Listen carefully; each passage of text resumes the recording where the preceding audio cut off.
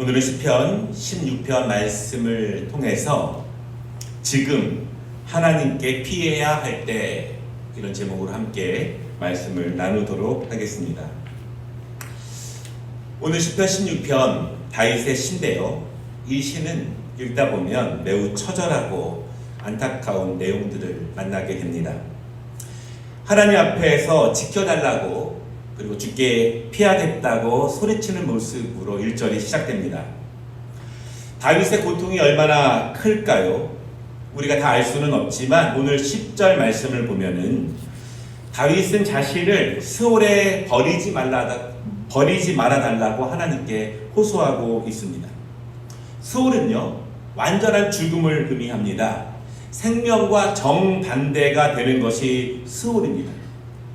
다윗은 죽을 정도의 고통과 환난 가운데에서 하나님께 지켜달라고, 하나님께 피하겠다고 그렇게 호소하면서 이 시를 써내려가고 있습니다. 오늘 이 시편 16편은요, 교회력에 의하면 부활절이 지난 후 2주 후에 주일에 설교되는 말씀으로 그렇게 알려져 있습니다.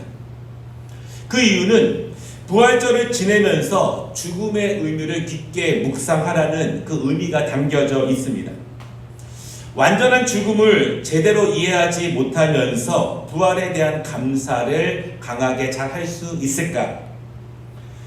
육신의 죽음을 넘어 영원한 죽음, 사망, 지옥, 이런 것에 대한 분명한 이해와 믿음이 있어야 부활을 더욱더 소중하게 여기고 부활 신앙을 분명하게 붙잡을 수 있습니다. 그러므로 부활절을 지내며 죽음의 의미와 고통, 환난, 어려움, 실제적인 삶에서 닥치는 그 삶의 공고함들을 깊게 되새겨보고, 그리고 또한 부활의 의미를 다시 한번 크게 가지라는 그러한 의미로 우리 기독교 역사에서는 이 본문 말씀을 부활절 이후 두 번째 주일에 주로 묵상하고 말씀을 전했습니다.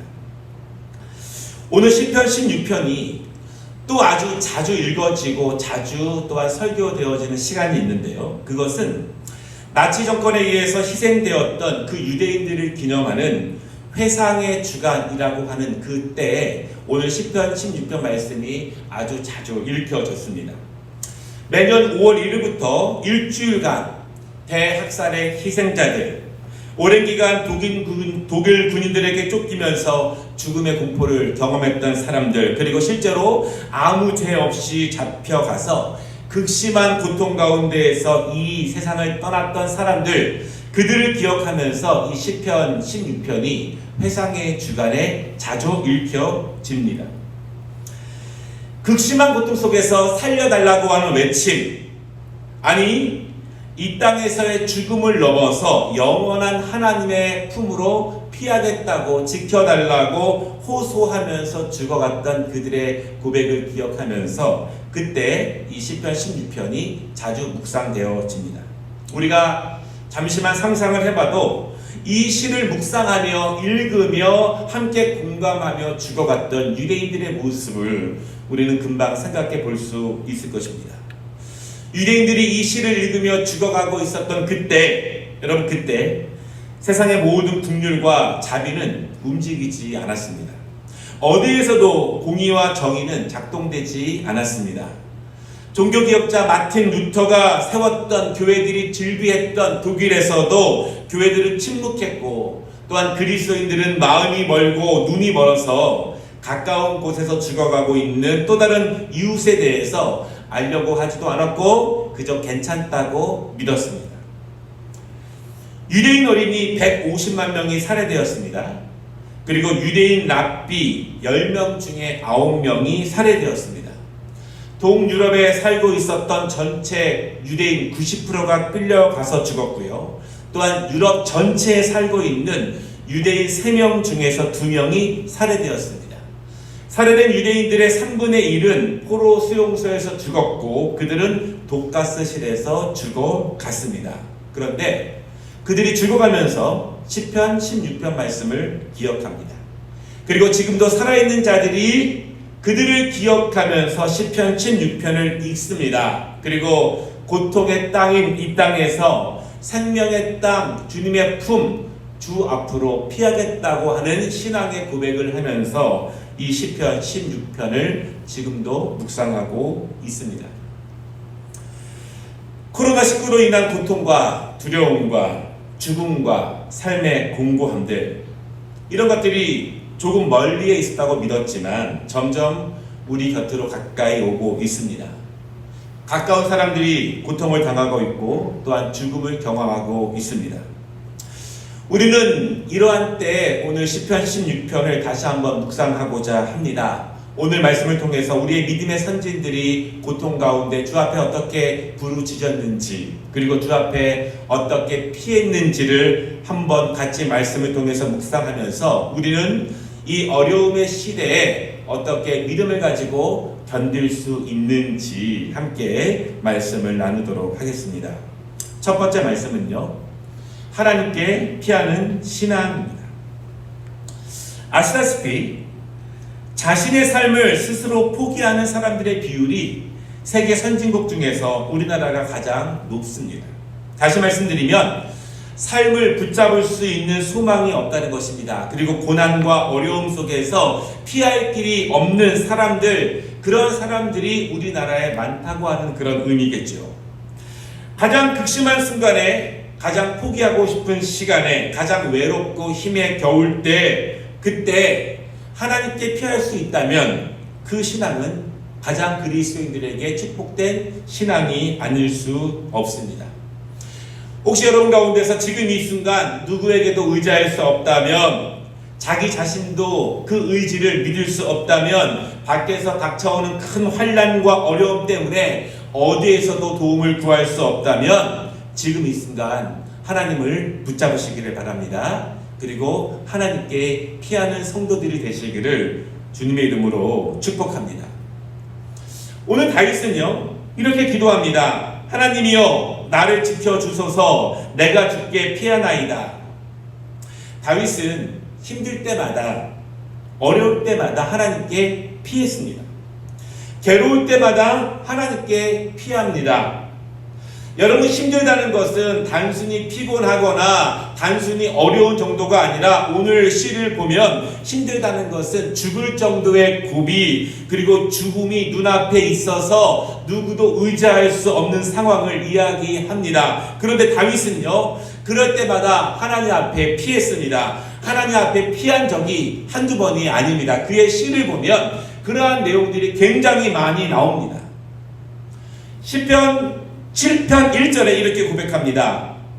여호와 내 하나님이여, 내가 주께 피하오니 나를 쫓아오는 모든 자들에게서 나를 구원해 내소서. 다윗은 또한 시편 17장 8절에서 이렇게 고백합니다. 나를 눈동자같이 지키시고 주의 날개 그늘 아래에 감추사. 또한 시편 140장 4절에 보면은요, 여호와여 나를 지키사 악인의 손에 빠지지 않게 하시며 나를 보전하사 포악한 자에게서 벗어나게 하소서. 그들은 나의 걸음을 밀치려 하나이다. 다윗은 수없이 많은 고난의 시간마다, 죽음을 경험할 때마다, 그가 아무것도 할 수 없을 때마다 하나님께 피했습니다. 구체적으로 하나님께 살려달라고, 보호해달라고 외치며 호소하면서 하나님 곁으로 갑니다. 그가 아무것도 할 수 없을 때, 외부의 강한 힘에 눌려서 죽음 앞에 놓여 있을 때, 그때마다 하나님께 피하며 그 이후의 삶을 하나님께 맡깁니다. 사랑하는 성도 여러분, 하나님께 피할 수 있는 신앙, 어떤 신앙일까요? 그리스도인이라고 해서 언제나 고난 가운데 하나님께 피하는 것은 아니더라고요. 세상으로 피하는 사람들이 있습니다. 다른 세속된 열심으로 몰두하며 집중하며 피하는 사람들이 있습니다. 자기 자신의 내면 세계로 피하는 사람들도 있습니다. 더 안타까운 것은 거짓된 사상이나 우상이나 거짓 선생들에게로 피하는 사람들도 있습니다. 예를 들면 기도해 준다고 하는 사람들에게 마음을 깊이 주거나, 거짓 선생들의 가르침에 현혹되거나, 아니면 이단이나 우상에게 빠져서 살 길을 찾으려고 하는 사람들이 있다는 것입니다. 어찌 보면 우리에게 하나님께 피한다고 하는 것, 하나님께 피할 수 있는 신앙이라고 하는 것, 그것은 믿음에 근거하고 경험에 근거합니다. 오늘 말씀의 다윗처럼 믿음의 선진들이 하나님의 약속을 믿고 피했던 것처럼 우리도 그 말씀을 믿고 하나님께 피하는 것입니다. 하나님께 피하는 신앙은 믿음에 근거합니다. 또한 하나님께 피하는 것은 경험에 근거합니다. 믿음의 선조들이 그렇게 피했던 것을 나도 믿고 그렇게 피했더니 하나님께서 나를 다시 살리시더라. 그 경험에 근거해서 우리는 또한 피할 수 있습니다. 우리 아름다운 교회 신앙 공동체에서 간절히 기도하고 또한 간절히 사모하고 간절히 원하는 것이 있다면, 고난당하는 성도들이, 괴로운 가운데 있는 성도들이, 삶에 지쳐있는 성도들이 하나님께 피하는 모습들을 서로가 보고 서로가 배우는 그러한 전통이 우리 교회 안에 많아지는 것입니다. 오늘 3절 말씀 보면은요, 다윗은 그것을 고백합니다. 땅에 있는 성도들은 존귀한 자들이니 나의 모든 즐거움이 그들에게 있도다. 하나님께 피하겠다고 고백하면서 다윗은 이렇게 말하고 있습니다. 이 고백은요, 이 땅을 살아가는 믿음의 사람들은 모두 하나님의 은혜로 살아가는 사람들입니다. 하나님이 그들을 존귀 여겨주시기에 하나님의 은혜로 건져내음 받아서 살아가는 사람들입니다. 나도 그들의 삶을 보며 하나님께 나아갑니다. 하나님께 피합니다. 이런 고백이에요. 믿음의 선배들이 고난 가운데 하나님께 피하는 모습을 보고 그 안에서 위로를 얻고 힘을 얻고 소망을 얻으며 견디며 일어서고 헤쳐 나아가는 모습들을 보면서 후배 성도들이 힘을 얻습니다. 장로님들이, 권사님들이, 안수 집사님들이, 믿음의 선배들이 정말 낭망하고 절망하고 아무것도 보이지 않을 때, 그때도 믿음으로 꿋꿋하게 서서 흐트러지지 않으려는 몸부림과 쓰러지지 않으려고 두 달에 힘을 주고 버티며 하나님께 피하는 모습을 보면서 믿음의 후배들은 예수 믿는 법을 그렇게 배워갑니다. 아하, 고난 중에 이렇게 믿음을 붙잡는 것이구나. 아하, 절망 중에 하나님께 피하는 것은 이렇게 피하는 것이구나. 이렇게 신앙 공동체가 서로 이끌어주고 피하는 모습을 통해서 함께 힘을 얻어갑니다. 다윗도 이렇게 하나님의 말씀을 통해서 믿음의 선지들이 그렇게 피했던 모습들을 보고 믿고 경험하면서 오늘 여기까지 오게 되었습니다. 그럼 하나님께 피한다는 것은 어떻게 한다는 것일까요? 우리가 어디로 피하는 것일까요? 하나님께 피한다는 것은 구체적으로 내가 무엇을 한다는 것일까요? 추상적으로 그냥 어디에 숨어 있는 것이 아닙니다. 오늘 말씀을 보면은요, 하나님께 피한다는 것은 첫째, 하나님께 온전한 예배자로 선다는 결심입니다. 4절을 보면은요, 다윗은 고난당한다고 해서, 죽음의 위에 있다고 해서 우상을 통해서 길을 찾지 않겠다고 다짐합니다. 우상에게 다른 데에 길이 없다는 것을 다윗은 고백합니다. 이 4절의 의미는요, 하나님께 피한다는 것은 내가 우상 숭배하는 것이 아니라 다른 곳에서 길을 찾는 것이 아니라 도리어 더 열심히 더 적극적으로 하나님 앞에서 온전한 예배자로 설 것입니다. 이렇게 고백하는 것이에요. 하나님께 피한다는 것은 이런 것입니다.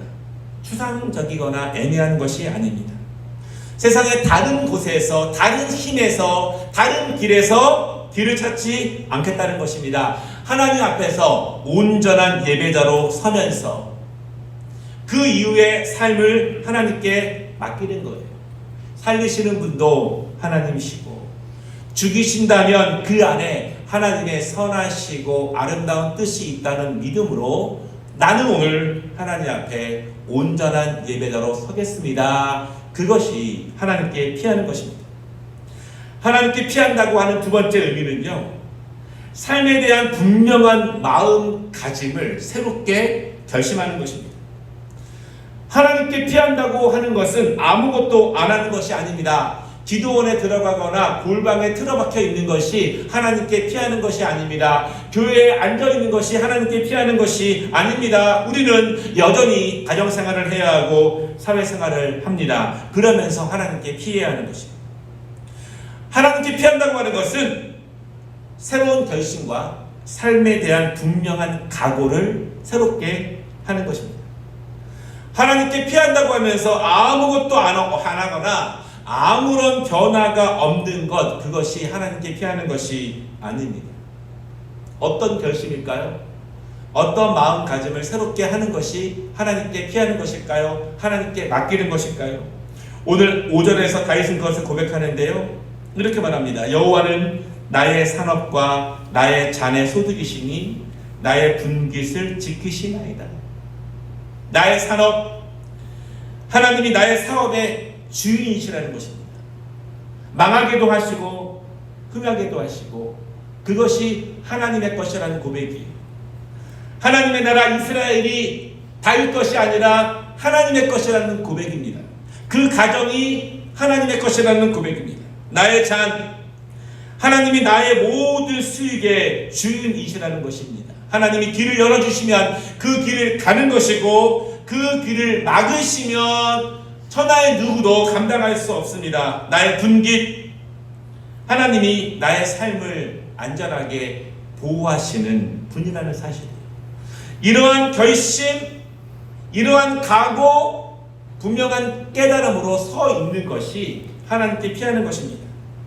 하나님께 피한다는 것은 똑같은 자세로 직장생활하면서, 똑같은 마음으로 사업을 하면서, 똑같은 자세로 삶을 살아가면서 입술로만 하나님께 피한다고 하는 것이 하나님께 피하는 것이 아니라는 것입니다.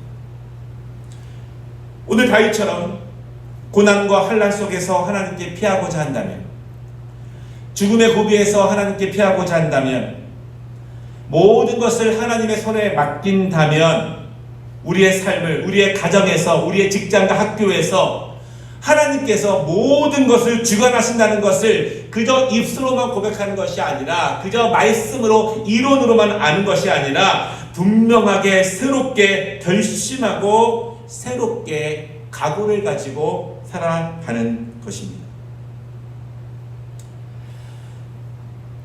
우리가 함께 모여서 예배를 드린다는 것이 얼마나 소중하고 얼마나 귀하다는 것을 직접 경험하는 상황을 맞이하고 있습니다.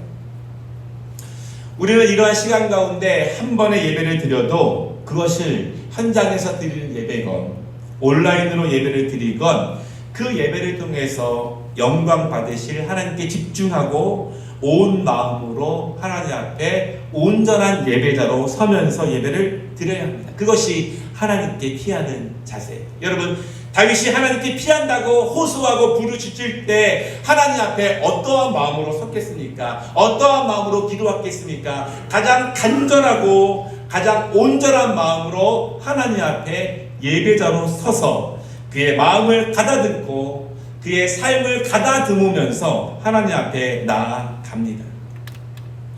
우리는 오늘 시편 16편의 다윗의 고백을 통해서 다시 한번 여러 가지를 생각해 볼 필요가 있습니다. 왜 홀로코스트의 희생자들인 유대인들은 시편 16편을 자주 암송했는지를 생각해 볼 필요가 있습니다. 이 힘든 시기를 어떻게 견딜 수 있을까? 승리는커녕 버티기도 견디기도 어려운 시간을 어떻게 지낼 수 있을까? 바라기는 여러분, 하나님께 피하며 온전한 예배자로 서며 삶을 이론적이 아니라 실제적으로 하나님께 모두 맡기며 하나님의 처분과 인도하심을 바라는 우리 모두가 되시기를 주님의 이름으로 축복합니다. 다윗은 그렇게 했습니다. 우리도 다윗이 그렇게 한 것처럼, 그래서 우리에게 이 말씀을 남긴 것처럼 우리도 하나님께 피함으로 다윗이 받은 은혜를 받을 수 있는 우리 모든 성도들이 되시기를 주님의 이름으로 축복합니다. 두 번째 말씀은요, 훈계하시는 하나님을 송축하는 신앙입니다. 훈계하시는 하나님을 송축하는 신앙. 다른 곳으로 피하지 않습니다. 고난 가운데, 삶의 어려움 가운데, 온통 막힌 어두운 가운데에서 하나님께로 피하는 신앙은 축복된 신앙이라고 말씀을 드렸습니다. 그런데 이렇게 말씀드리고 싶어요. 그럼 그저 하나님께만 피해 있으면 되는 것인가? 하나님께 피해서 무엇을 하고 있는 것인가? 그저 잠잠히 하나님께서 무엇인가를 해 주시기를 바라면 되는 것인가? 그것이 피한다는 것인가? 하나님께 피한다는 것은 온전한 예배자로 서는 것이고, 삶에서 확연히 전과 다른 새로운 마음의 결심과 새로운 각오로 하나님의 말씀에 의지해서 사는 것이라고 말씀을 드렸습니다. 그럼 온전한 예배자로 어떻게 설 수 있을까요? 갑자기 온전한 예배자가 되는가요? 그리고 우리는 어떻게 갑자기 하나님께 온전하게 우리의 삶, 우리의 사업, 우리의 가정을 맡길 수 있을까요? 내가 갑자기 어려워졌다고, 고난당한다고, 하나님께 피한다고 해서 삶의 자세, 삶의 태도가 변하고 갑자기 하나님의 방식대로 모든 것을 하나님께 맡길 수 있는가? 갑자기 되지 않습니다. 그렇다면 우리가 하나님께 피해서 온전한 예배자로 서며 새로운 결심으로 서며 우리가 할 수 있는 것이 있습니다. 그것이 무엇일까요? 첫째, 하나님의 훈계를 받는 것입니다. 7절에서 다윗은 그것을 말하고 있습니다. 성경을 자세히 보면 이스라엘 백성들이 언제 강건했는지, 언제 풍성했는지를 알게 됩니다. 그때는요, 이스라엘 백성들이 하나님의 훈계를 겸허하게 받을 때, 하나님의 책망을 겸손하게 순종할 때, 하나님의 가르침을 자세히 듣고 지킬 때, 그때 그들이 하나님의 은혜로 나아가게 됩니다. 그때 하나님이 그들을 도우십니다. 하나님께 피한다고 하는 것, 피하기만 하면, 하나님께 맡긴다고 고백만 하면 나는 변화되지 않았는데 내 삶의 스타일, 시간을 보내는 태도들, 나의 취미생활들과 집중하는 것들, 나의 사업의 집중도들, 그것은 그대로인데 하나님께 맡기기만 하면 나는 그대로인데 하나님께서 알아서 나를 구원하시는가? 나를 강건함으로 인도하시는가? 오늘 7절에 다윗은 그것을 말합니다. 하나님의 품에서 하나님께 피하여 하나님의 가르침을 새롭게 들으라. 하나님의 품속에서, 하나님의 전에서 온전한 예배자로 서서 하나님의 훈계를 들으며 새로운 결심으로 나아가라는 것입니다. 어떻게 듣습니까? 오늘 7절을 보면요, 다윗은 말합니다. 밤마다 기도하며 하나님의 훈계를 들으며 내 양심을 점검하고 내 성실성을 점검하고 내 정직도를 점검하고 내 말씀의 충실도를 점검하며 나아가는 것입니다. 그것이 하나님께 피하는 것입니다. 그것이 하나님의 훈계를 듣는 것입니다. 하나님의 말씀으로 나의 생각과 나의 생활 태도와 내가 정말 하나님께 어느 정도나 어떨 때만 맡기고 있는가를 점검하는 것입니다. 말씀을 대하는 자세, 온전한 예배자로 서는 자세를 점검하는 것입니다. 그리고 주 앞에서 반성하고 회개하고 참회하는 것이 주의 훈계를 받는 것입니다. 그런데 다윗은요, 그 일련의 과정을 하나님께 송축합니다. 서운한 문제가 아니에요. 기분 나쁜 문제가 아니에요. 당장 내가 그 어려움으로부터 회피되고 그 문제가 아니라 온전히 개혁되어져야, 온전히 거듭나야, 온전히 변화돼야 그것이 그 삶의 궁극적인 은혜와 축복이 되기 때문에 다윗은 그 훈계의 과정을 송축합니다. 훈계의 과정을 찬양합니다. 하나님의 말씀에 의해서 그것을 기뻐합니다. 왜냐하면 여러분, 훈계를 송축하는 신앙이야말로 정말로 하나님께 피하는 신앙이 아니겠습니까? 피해서 무엇을 하겠습니까? 말씀을 통해서 하나님의 훈계를 진실하게 듣는 것입니다. 두 번째, 하나님께 피해서 우리가 무엇을 할 수 있겠습니까? 오늘 8절 말씀을 보면은요, 내가 여호와를 항상 내 앞에 모심이요 그가 나의 오른쪽에 계심으로 내가 흔들리지 아니하리로다. 우리를 흔들림으로부터 굳건하게 세워주는 능력이 어디에 있을까요? 우리가 외적은 바람이 불 때마다 자로나 우로나 춤추지 아니하며 흔들리지 않게 굳건히 버틸 수 있는 능력이 어디서 오는가? 8절 말씀에 다윗은 여호와를 항상 내 앞에 모신다고 말합니다. 그리고 여호와를 항상 내 오른쪽에 모십니다. 이렇게 말합니다. 무슨 의미일까요? 하나님의 말씀을 모신다는 의미예요. 다윗은 하나님의 말씀을 자신의 생각 앞에 놓습니다. 자신의 행동 앞에 말씀을 놓습니다. 자신의 결정 앞에 말씀을 놓습니다. 하나님의 말씀보다 앞서가지 않는다는 것입니다. 그가 하나님의 말씀에 앞서갔을 때, 앞서갈 때마다 어떤 어려움과 어떤 환난에 빠졌는지를 그가 너무 스스로 잘 알고 있습니다. 스스로 그것을 고백합니다. 다윗은 말합니다. 내가 여호와를 내 앞에 모시며 항상. 여러분, 다윗은요, 수많은 실패와 어려움과 또한 거듭남의 과정 가운데 이러한 고백을 계속합니다. 우리가 잘 알고 있는 시편 119편 105편 말씀입니다. 주의 말씀은 내 발의 등이요 내 길의 빛이니이다. 내 행동을 좌우하는 것이 무엇인가? 내 중요한 결정의 방향은 무엇에 근거하는가? 다윗은 또다시 고백합니다. 하나님의 말씀이 열어주시는 길을 걸어가고, 하나님의 말씀이 가르쳐 주시는 길, 비춰주시는 길, 그 길을 내가 걸어갑니다. 말씀을 통해서 성령께서 깨달음을 주시고 인도하시는 길, 내가 원하고 바라는 그 길이 아니라 하나님께서 말씀하시고 열어주시고 보이는 길로 우리의 믿음으로 발걸음을 그리로 옮기는 것입니다. 믿음으로 발걸음을 옮기지 않으면 홍해는 여전히 우리 앞에 있을 것입니다.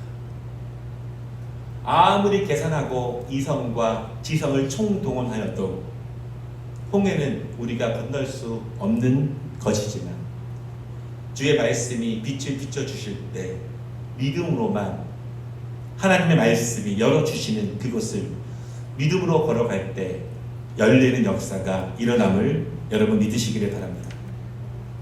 지금 내 앞에 무엇이 있습니까? 내 지성, 내 이성적 판단, 내 축적된 경험과 지식들, 내가 판단한 상황들과 내가 예상한 과정들, 그런 것들이 내 앞에 있습니까? 세상의 정보와 뉴스들 때문에 흥분하고 마음을 다잡지 못하고 거기에 따라서 우리의 신앙관이 왔다 갔다 흔들리고 있습니까? 그런 것을 가지고는 하나님께 피한다고 하기에 어렵습니다. 그런 것보다 하나님의 말씀을 내 앞에 두는 것, 하나님의 말씀을 항상 내 옆에 두는 것, 그것이 하나님께 피한다는 사실임을 여러분 믿으시기를 바랍니다. 그것은 당연하게 하나님의 말씀을 읽는데 더욱 힘쓰겠다는 다짐입니다. 그것은 하나님의 말씀을 배우는데 더욱더 열과 성을 다하겠다는 다짐입니다. 그것은 하나님의 말씀을 집중해서 듣는데 힘쓰겠다는 각오가 그 안에 포함됩니다. 그것은 당연히 읽고 들은 말씀을 실천하고 들은 대로 살고 깨달은 말씀을 가지고 새로운 각오와 새로운 결심으로 산다는 것을 의미합니다. 그것이야말로 하나님께 피하는 길입니다. 말씀을 마치겠습니다. 코로나19가 남의 이야기가 아닙니다. 우리 성도들의 가족 가운데서도 확진자가 생겨나고 있습니다. 우리 동네 이야기가 되어버렸습니다. 바이러스가 확산되고 질병이 더 중요해지기 시작합니다. 뿐만 아니라 우리의 경제활동과 우리의 직장과 사업들, 우리 자녀들의 학교 문제가 되어버렸습니다. 그때 우리는 어떻게 피해야 할까요? 다윗은 그때 시편 16편 말씀처럼 하나님께 피합니다.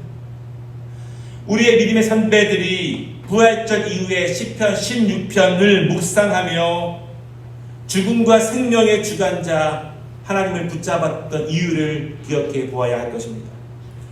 홀로코스트로 죽어갔던 수많은 유대인들, 그들이 시편 16편을 붙잡으며 그 이후의 모든 것을 하나님께 맡겼습니다. 그러면 우리는 어떻게, 무엇으로 견디고 있습니까? 다윗처럼, 믿음의 선배들처럼 오늘 시편 16편의 말씀처럼 하나님께 피하시기를 주님의 이름으로 축복합니다. 온전한 예배자가 되고 말씀을 통해서 주시는 주님의 훈계에 도리어 감사하고 하나님의 말씀을 앞세우고 말씀을 기준으로 사는 것이 하나님께 피하는 것입니다. 하나님의 말씀으로 새롭게 결심하면서 나의 생각의 사고의 스타일과 나의 삶의 패턴들을 다시 한번 철저하게 점검하며 새로운 각오로 다짐하는 것이 하나님께 피하는 것입니다. 그렇게 하나님께 피할 때 다윗은 이렇게 고백합니다. 9절 말씀입니다. 이러므로 나의 마음이 기쁘고 나의 영도 즐거워하며 내 육체도 안전히 살리고. 주께 피하면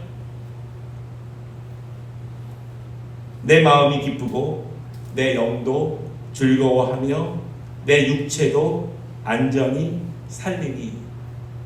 지금 이 순간 주님께 피하셔서 다윗이 고백하고 누렸던 은혜를 함께 누릴 수 있는 우리 아름다운 교회 모든 성도들이 되시기를 주님의 이름으로 축복합니다.